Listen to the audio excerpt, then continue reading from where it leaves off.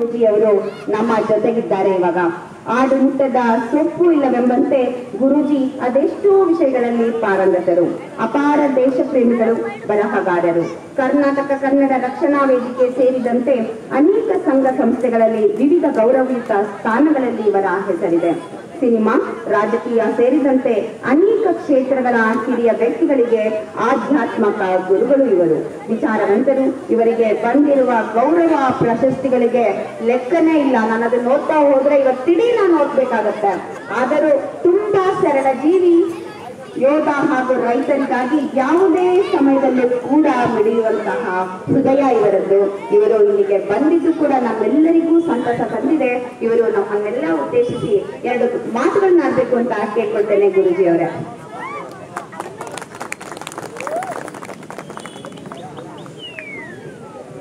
ನಮಸ್ಕಾರ. ಬೃಂದ ಅವರು ಸ್ವಲ್ಪ ನನ್ನ ಮುಜುಗರ ಕಳು ಮಾಡಿದ್ದಾರೆ. ಯಾಕಂದರೆ ಈ ಕಾರ್ಯಕ್ರಮ ಯೋಧರ ಬಗ್ಗೆ, ಹಾಗಾಗಿ ನಾವು ಅವರ ಮಹತ್ವ, ಅವರ ಹಿರಿಮೆ, ಅವರ ಗರಿಮೆ, ಅವರ ಶ್ರೇಷ್ಠತೆ ಇದ್ರ ಬಗ್ಗೆನೇ ಕೇಳಬೇಕಷ್ಟೇ ಹೊರತು ಅವರ ಕೆಲಸದ ಮುಂದೆ ನಾವೆಲ್ಲ ತುಚ್ಛರ ಹೋಗ್ತೀವಿ. ಏನು ಮಾತುಗೋಸ್ಕರ ಹೇಳ್ತಕ್ಕಂಥದ್ದಲ್ಲ. ನಮ್ಮ ಸಾಧನೆಗಳು ಏನೇ ಇದ್ರೂ ಸಹ ಅದೆಲ್ಲವರ ಪಕ್ಕದಲ್ಲಿಟ್ಟು, ಯಾಕಂದರೆ ಮಾತಿಗಿಂತ ಕೃತಿ ಲೇಸುವಂತ ದೊಡ್ಡವರು ಹೇಳಿದ್ದಾರೆ. ಹಾಗಾಗಿ ನಾನು ಮಾತು ಹೋಗೋದಕ್ಕೆ ಮುಂಚೆ ನಿಮ್ಮೆಲ್ಲರಿಂದ ಒಂದು ಘೋಷಣೆಯನ್ನು ಕೇಳೋದಕ್ಕೆ ಬಯಸ್ತೀನಿ. ನಾವೆಲ್ಲ ಚಿಕ್ಕ ವಯಸ್ಸಲ್ಲಿದ್ದಾಗ ಒಂದು ಘೋಷಣೆಯನ್ನು ಕೇಳ್ಕೊಂಡು ಬಂದಿದ್ದೀವಿ. ನಾನು ಕಾರ್ಯಕ್ರಮಕ್ಕೆ ಬಂದಿದ್ದ ತಡವಾಯಿತೋ ಅದಕ್ಕೆ ಮುಂಚೆ ಘೋಷಣೆ ಬಂದಿತ್ತೋ ಇಲ್ಲ ನನಗೆ ಗೊತ್ತಿಲ್ಲ. ಆದರೆ ಘೋಷಣೆ ಮಾತ್ರ ಎಲ್ಲರೂ ನನಗೆ ಕೇಳಿಸಿಲ್ಲ. ದಯವಿಟ್ಟು ಎಲ್ಲರೂ ಒಮ್ಮೆ ಒಕ್ಕೊರಲಿನಿಂದ ಜೈ ಜವಾನ್ ಜೈ ಕಿಸಾನ್ ಅಂತ ಕೂಗೋಣ. ಜೈ ಜವಾನ್ ಜೈ ಜೈ ಕಿಸಾನ್, ಜೈ ಜವಾನ್ ಜೈ ಜವಾನ್. ಧನ್ಯವಾದ. ಈಗ ನೋಡಿ ಎನರ್ಜಿ ಬಂತು ನಮಗೆ. ಬೆಳಿಗ್ಗೆ ಹೋಗಿ ಬಂದಷ್ಟು ಒಂದು ಉತ್ಸಾಹ, ಒಂದು ಎನರ್ಜಿ ಎಲ್ಲ ಬಂತು ನಮಗೆ. ಧನ್ಯವಾದ. ವೇದಿಕೆಯಲ್ಲಿರ್ತಕ್ಕಂಥ ಎಲ್ಲ ಗಣ್ಯರಿಗೆ ನನ್ನ ನಮನಗಳು. ಇಂಥ ಹಿರಿಯ ವ್ಯಕ್ತಿಗಳ ಜೊತೆಯಲ್ಲಿ, ಪ್ರಬುದ್ಧರ ಜೊತೆಯಲ್ಲಿ ವೇದಿಕೆ ಹಂಚಿಕೊಳ್ತಕ್ಕಂಥದ್ದು ನನ್ನ ಗೌರವ ಅಂತ ನಾನು ಭಾವಿಸ್ತಾ ಇದ್ದೀನಿ. ಆಗಲೇ ನಾನು ಹೇಳ್ತಾ ಇದ್ದ ಹಾಗೆ ಮಾತಿನಿಂದ ಕೃತಿ ಲೇಸುವಂತ ದೊಡ್ಡವರು ಹೇಳಿದ್ದಾರೆ. ಹಾಗಾಗಿ ಇಲ್ಲಿ ಕೃತಿಯ ಮೂಲಕ ಸಾಧನೆಯನ್ನು ಮಾಡತಕ್ಕಂಥ ವ್ಯಕ್ತಿಗಳು ಸಾಕಷ್ಟು ಜನ ಇದ್ದಾರೆ. ಅವರನ್ನ ನೆನೆಸ್ಕೊಳ್ತಕ್ಕಂಥದ್ದು, ಸ್ಮರಣೆ ಮಾಡತಕ್ಕಂಥದ್ದು ಇದು ಏನೋ ನಮ್ಮ ವಿಶೇಷವಾದ ಕೆಲಸ ಅಲ್ಲ. ನಮ್ಮ ನಿತ್ಯ ಕರ್ತವ್ಯ, ನಮ್ಮ ನಿತ್ಯ ಕರ್ಮ ಅಂತ ನಾವು ಭಾವಿಸ್ಬೇಕಾಗುತ್ತೆ ನಾವು. ಹಾಗಾಗಿ ಪ್ರತಿಯೊಬ್ಬ ಭಾರತೀಯರ ಘೋಷಣೆ, ಯಾವುದೇ ಪಕ್ಷ ಇರಲಿ, ಯಾವುದೇ ತತ್ವ ಇರಲಿ, ಯಾವುದೇ ಚಿಂತನೆ ಇದ್ರೂ ಸಹ ಅದೆಲ್ಲವನ್ನು ಬದಿಗೊತ್ತಿ ಜೈ ಜವಾನ್ ಜೈ ಕಿಸಾನ್ ಅನ್ನೋದನ್ನ ಸದಾಕಾಲ ನಾವು ಮನಗಟ್ಟು ಮಾಡ್ಕೋಬೇಕು. ಅದಕ್ಕೋಸ್ಕರ ನಾವೆಲ್ಲರೂ ಸಹ ಬೆಳೀಬೇಕು, ಅದಕ್ಕೋಸ್ಕರ ನಡೆಯಬೇಕು ಅಂತ ನಾನು ಆಶಿಸ್ತೀನಿ.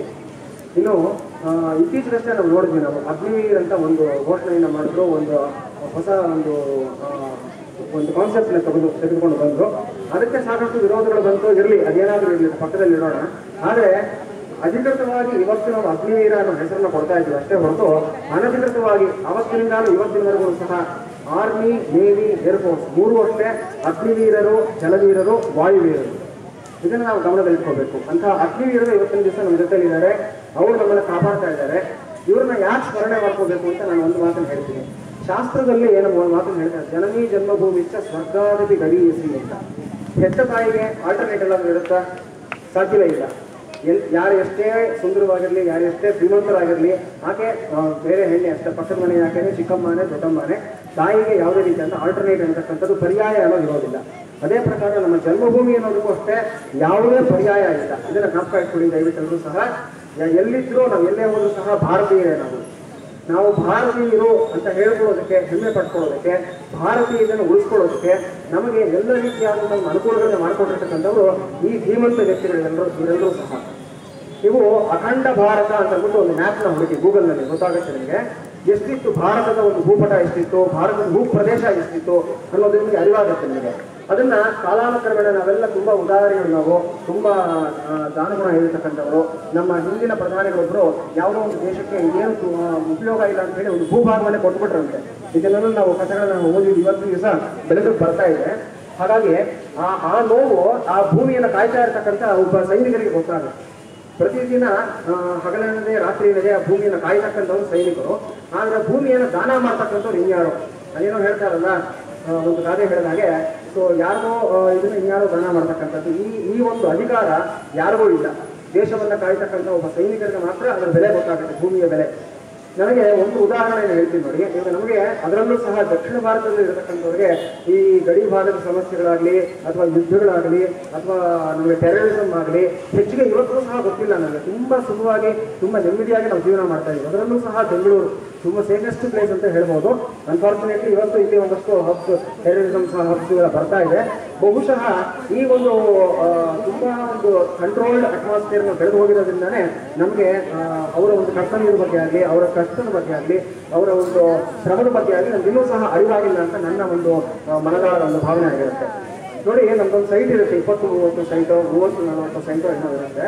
ಆ ಸೈಟಿನ ಪಕ್ಕದ ಮನೆಯವರು ಹಿಂದಿನ ಮನೆಯವರು ಯಾರೋ ಬಂದು ಆಕ್ರಮಣ ಮಾಡ್ಕೊಂಡಾಗ ಏನಾಗುತ್ತೆ, 1 ಇಂಚು 1 ಅಡಿ ಮುಂದಕ್ಕೆ ತಗೊಳ್ತಾನೆ.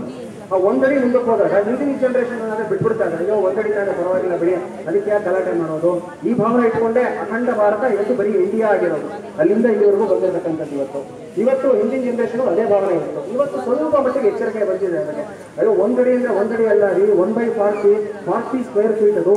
ಅದ್ರ ಬೆಲೆ ಎಷ್ಟು ಗೊತ್ತೇನ್ರಿ, ಯಲಹಂಕದ list rate, Gandhinagar list rate, ಸದಾಶಿವನಗರದ ಲಿಸ್ಟ್ ರೇಟು ಅಂತ ಹೇಳಿ ದುಡ್ಡಿನಲ್ಲಿ ಇವತ್ತು ಅರ್ಥ ಮಾಡ್ಕೊಳ್ತಾರೆ. ಈಗ ಮೌಲ್ಯ ಅಂದ್ರೆ ಏನೋ ಗೊತ್ತಾಗ್ತದೆ, ಭೂಮಿಯ ಮೌಲ್ಯ, ಒಂದು ಅಡಿ ಭೂಮಿಯ ಮೌಲ್ಯ ಅಂದ್ರೆ ಏನೋ ನಮಗೆ ದುಡ್ಡಿನಲ್ಲಿ ಅಳಿಯೋದೇನೋ ಗೊತ್ತಾಗ್ತಾ ಇದೆ. ನಮಗೆ 2/40 ತಗೊಂಡ್ಬಿಟ್ಟೆ ಯಾರಾದ್ರೂ ಎನ್ಕ್ರೋಚ್ ಮಾಡ್ಕೊಂಡು ಅಂತಂದ್ರೆ 80 ಸ್ಕ್ವೇರ್ ಫೀಟ್ ಹೋಗೋಯ್ತಲ್ರಿ ಅಂತಂದ್ರೆ ಅಂಥದ್ದು POK ಅಂತ ಒಂದು ಭಾಗ ಇದೆ, ಪಾಕಿಸ್ತಾನ್ ಆಕ್ಯುಪೈಡ್ ಕಾಶ್ಮೀರ್ ಅಂತ.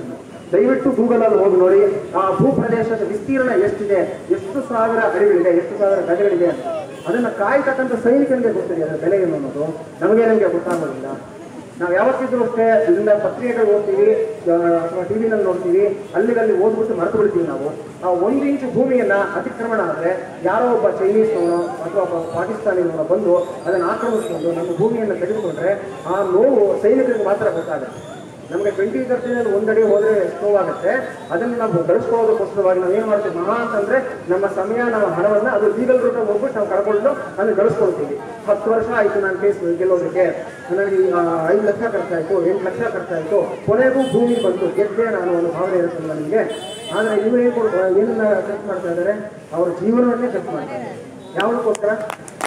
ಅಖಂಡ ಭಾರತವನ್ನು ಉಳಿಸೋದಕ್ಕೋಸ್ಕರ ಅವ್ರು ಮಾಡ್ತಾ ಇರ್ತಕ್ಕಂಥ ಪ್ರಯತ್ನ ನೆನಪಿಡಿ. ಇವತ್ತು ನಾರ್ತ್ ಈಸ್ಟ್ನಲ್ಲಿ ಸಮಸ್ಯೆಗಳಿದೆ, ಇನ್ನೊಂದು ಸ್ವಲ್ಪ ದಿವಸ ಪಶ್ಚಿಮ ಬಂಗಾಳ ಕೆಳಗಡೆ ಸಮಸ್ಯೆ ಇದೆ, ಕೇರಳದಲ್ಲೂ ಸಮಸ್ಯೆ ಇದೆ. ಬಿಡ್ತಾ ಹೋದ್ರೆ ಈ ಇಂಡಿಯಾ ಮ್ಯಾಪ್ ಇನ್ನೂ ಕಡಿಮೆ ಆಗ್ತಾ ಹೋಗುತ್ತೆ ಮುಂದಿನ ಜನರೇಷನ್ಗೆ. ಆ ನೋವುಗಳನ್ನ ನಾವು ಅರ್ಥ ಮಾಡ್ಕೋಬೇಕು. ಹಾಗಾಗಿ ಅವ್ರು ಏನು ಪ್ರಯತ್ನ ಪಡ್ತಾ ಇದ್ದಾರೆ ಅದಕ್ಕೆ ನಾವು ಸಾಥ್ ಕೊಡೋದು ಅಂದರೆ ಏನು? ಮೊದಲನೇದು, ಈಗ ಅವ್ರಿಗೆ ಸರ್ಕಾರದಿಂದ ಬರಬೇಕಾಗಿರ್ತಕ್ಕಂಥ ಸವಲತ್ತುಗಳು ಏನು ಬರ್ತಾ ಇದೆಯೋ ಅದನ್ನ ಒಂದು ಗ್ರಾಸ್ ರೂಟ್ ಲೆವೆಲ್ ಇಂದ ನಾವು ಒಂದು ಸಿಗ್ನೇಚರ್ ಕ್ಯಾಂಪೇನ್ ಅಂತ ಮಾಡ್ತಾರೆ ನೋಡಿ. ಆ ಪ್ರಕಾರವಾಗಿ ಪ್ರತಿಯೊಬ್ಬ ನಾಗರಿಕರು ಸಹ ಸೈನಿಕರಿಗೆ ಬರಬೇಕಾಗಿರ್ತಕ್ಕಂಥ ಸವಲತ್ತುಗಳನ್ನ ಬರೋ ಹಾಗೆ ಕೇಂದ್ರ ಸರ್ಕಾರದವರು ಹುಟ್ಟೋ ಹಾಗೆ ನಾವು ಒಂದು ಸಿಗ್ನೇಚರ್ ಕ್ಯಾಂಪೇನ್ ಶುರು ಮಾಡಿ ಅವ್ರಿಗೆ ಎಲ್ಲವೂ ಸಹ ಬರೋ ಹಾಗೆ ನಾವು ನೋಡ್ಕೋಬೇಕು. ಇದು ನಾಗರಿಕರ ತಾಕತ್ತು. ಇದು ನಿಮಗೆ ಎಚ್ಚರಿಸ್ತಾ ಇದ್ದೀನಿ, ತಿಳಿಸ್ಕೊಡ್ತಾ ಇದ್ದೀನಿ. ನನಗೆ ಯಾರೋ ಹೀಗೆ ದೊಡ್ಡವರು ಹೇಳಿರೋದ್ರಿಂದ ನಾನು ಜೊತೆ ಹಂಚ್ಕೊಳ್ತಾ ಇದ್ದೆ ಅಷ್ಟೇ. ಇದು ನನ್ನ ವಿಶೇಷವಾದ ವಿಷಯಗಳೇನು ಅಲ್ಲ. ಈ ರೀತಿ ನಾವು ಅವ್ರನ್ನ ಪ್ರಬಲವನ್ನಾಗಿ ಮಾಡಿದ್ರೆ ಅವರು ನಮ್ಮನ್ನು ಸದಾಕಾಲ ಸುರಕ್ಷಿತವಾಗಿ ಕಾಪಾಡೋದಕ್ಕೆ ಅವ್ರಿಗೂ ಸಹ ಸಾಮರ್ಥ್ಯ ಬರುತ್ತೆ. ಹೀಗಾಗಿ ಸೈನಿಕರಿಗೆ ನಾವು ಗೌರವವನ್ನು ಪಡೆದುಕೊಳ್ಳೋಣ. ಮತ್ತು ಇನ್ನು ಸಾಕಷ್ಟು ವಿಚಾರಗಳಿದ್ರೂ ಸಹ ಕೆಲವೊಮ್ಮೆ ಇಂತಹ ವೇದಿಕೆಗಳಿಗೆ ನಮಗೆ ಹಲವಾರು ವಿಷಯಗಳು ಮನಸ್ಸಿನಲ್ಲಿ ತುಂಬಿರುತ್ತೆ. ಆ ಉದ್ವೇಗ ಆಗ್ಬೋದು, ಆಕ್ರೋಶ ಆಗ್ಬೋದು ಮಾತನಾಡಿಸುತ್ತೆ. ನಾನು ಹೆಚ್ಚಿಗೆ ಸಮಯ ತೆಗೆದುಕೊಳ್ಳೋದಕ್ಕೆ ಇಷ್ಟಪಡೋದಿಲ್ಲ. ಇವತ್ತು ಈ ಕಾರ್ಯಕ್ರಮದಲ್ಲಿ ಭಾಗವಹಿಸುವಂಥದ್ದು ನನ್ನ ಸೌಭಾಗ್ಯ ಅಂತ ನಾನು ಭಾವಿಸ್ತಾ ಇದ್ದೀನಿ. ಇದಕ್ಕೆ ನನ್ನ ಹಿರಿಯಣ್ಣ ಕೆ. ಕಲ್ಯಾಣ್ ಅವರು ಹೇಳೋ ಹಾಗೆ ನಾವು ಅರ್ಹವಾಗುವ ಗೊತ್ತಿಲ್ಲ, ಆದರೆ ಅವ್ರನ್ನ ನಿಜವಾಗ್ಲೂ ನೋಡ್ತಕ್ಕಂಥದ್ದು ನಮ್ಮ ಸೌಭಾಗ್ಯ. ತುಂಬ ಅದ್ಭುತವಾದಂಥ ಒಂದು ಪದಜಾಲವನ್ನು ಕೆ. ಕಲ್ಯಾಣ್ ಅವರು ಬಳಸಿದ್ರು. ನೀವು ಎಷ್ಟು ಜನ ಗಮನಿಸಿದ್ರು ಗೊತ್ತಿಲ್ಲ. ಗುಡಿಯಲ್ಲಿರ್ತಕ್ಕಂಥ ದೇವರು ಮತ್ತು ಗಡಿಯಲ್ಲಿರ್ತಕ್ಕಂಥ ದೇವರು ಅಂತ ಹೇಳಿದ್ರು. ಎಷ್ಟು ಅದ್ಭುತವಾದ ಮಾತು ನೋಡಿ. ಇದಕ್ಕಿಂತ ಉತ್ಕೃಷ್ಟವಾಗಿ ಏನನ್ನು ಹೇಳೋದಕ್ಕೆ ಸಾಧ್ಯವಾಗೋದಿಲ್ಲ ನಾವು. ಸೊ ಇವರೆಲ್ಲರೂ ಸಹ ಗಡಿಯಲ್ಲಿರತಕ್ಕಂಥ ದೇವರುಗಳು. ಆ ದೇವರುಗಳ ದರ್ಶನವನ್ನು ನಾವು ಮಾಡ್ಕೊಳ್ಳೋದಕ್ಕೆ ಬಂದಿದ್ದೀವಿ. ನಾವು ನಾಗರಿಕರಾಗಿ ನಾವು ಏನು ಮಾಡಬಹುದು ಅನ್ನೋದ್ರ ಬಗ್ಗೆ ಒಂದು ಮಾತನ್ನು ಹೇಳಿದ್ದೀನಿ. ನಾಗರಿಕ ಶಕ್ತಿಯನ್ನು ಬಳಸಿ, ಪವರ್ ಆಫ್ ಸಿಟಿಸನ್ ಬಳಸಿ ನಾವು ಆರ್ಮಿಯನ್ನ, ನೇವಿಯನ್ನ, ಏರ್ಫೋರ್ಸ್ನ ಇನ್ನಷ್ಟು ಸ್ಟ್ರಾಂಗ್ ಮಾಡೋಣ. ಅಖಂಡ ಭಾರತವನ್ನು ಮತ್ತೆ ನಾವು ಸಾಕಾರ ಮಾಡ್ಕೊಳ್ಳೋ ಕಡೆ ನಾವೆಲ್ಲರೂ ಸಹ ಪ್ರಯತ್ನ ಮಾಡೋಣ ಅಂತ ಹೇಳ್ತಾ ಇದ್ದೀನಿ. ಕಟ್ಟಕಡೆಯಾಗಿ ನಾನು ಒಂದು ಇತ್ತೀಚೆಗಷ್ಟೇ ತೆರೆ ಕಂಡಂಥ ಒಂದು ಜೇಮ್ಸ್ ಚಿತ್ರ ನಿಮಗೆಲ್ಲರಿಗೂ ಗೊತ್ತಿದೆ. ದಿವಂಗತ ಪವರ್ ಸ್ಟಾರ್ ಪುನೀತ್ ರಾಜ್ಕುಮಾರ್ ಅವರು ನಡೆಸಿರ್ತಕ್ಕಂಥ ಚಿತ್ರ. ಅದರಲ್ಲಿ ಅವರು ಸೈನಿಕರ ಪಾತ್ರ ಮಾಡಿದರು. ಆ ಸೈನಿಕರ ಮಹತ್ವ ಏನು, ಗಡಿಯಲ್ಲಿರಬೇಕಾದಂಥ ಒಬ್ಬ ಸೈನಿಕ ನಾಡೊಳಗಡೆ ಯಾಕೆ ಬರಬೇಕಾದಂತು ಅಂತ ಆ ಕಥೆಯನ್ನು ತೋರಿಸಿದ್ರು. ಕಥೆ ಕಾಲ್ಪನಿಕವಾಗಿರ್ಬೋದು, ಆದರೆ ಅಂತಹ ಪರಿಸ್ಥಿತಿನ ನಾವು ತಂದ್ಕೋಬಾರ್ದು. ನಾವು ಗಡಿ ಒಳಗಡೆ ಇರತಕ್ಕಂಥ ಸಮಸ್ಯೆಗಳನ್ನ ನಾವೇ ಪರಿಹಾರ ಮಾಡ್ಕೊಳ್ಳೋಣ. ಅವ್ರಿಗೆ ಇನ್ನಷ್ಟು ಡಬಲ್ ರೆಸ್ಪಾನ್ಸಿಬಿಲಿಟಿ ಕೊಡೋದು ಬೇಡ ಅಂತ ಹೇಳ್ತಾ, ಆ ಚಿತ್ರದಲ್ಲಿ ಸೈನಿಕರ ಬಗ್ಗೆ ಸಲಾಂ ಸೋಲ್ಜರ್ ಅಂತ ಒಂದು ಹಾಡಿದೆ. ಆ ಹಾಡಿನ ಒಂದು 4 ನುಡಿಗಳನ್ನು ಹೇಳಿ ನಾನು ಮಾತನ್ನು ಮುಗಿಸೋದಕ್ಕೆ ಇಷ್ಟಪಡ್ತೀನಿ. ನಾನು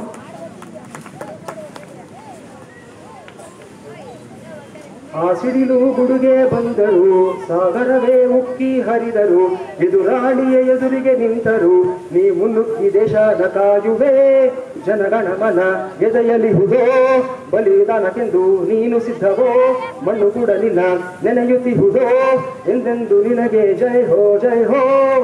ಸಲಾಂ ಸೋಲ್ಜರ್, ನೀನಿದ್ರೆ ಇಲ್ಲ ಡೇಂಜರ್, ಸಲಾಂ ಸೋಲ್ಜರ್, ನೀ ದೇಶಕ್ಕೇನೆ ಪವರ್, ಸಲಾಂ ಸೋಲ್ಜರ್, ನಿನ್ನ ಹೆಸರಲಿಹುದು ಫೈರ್, ಸಲಾಂ ಸೋಲ್ಜರ್, ಎಂದೆಂದು ನೀನೆ ಸೇವ್ಯರ್. ಧನ್ಯವಾದ.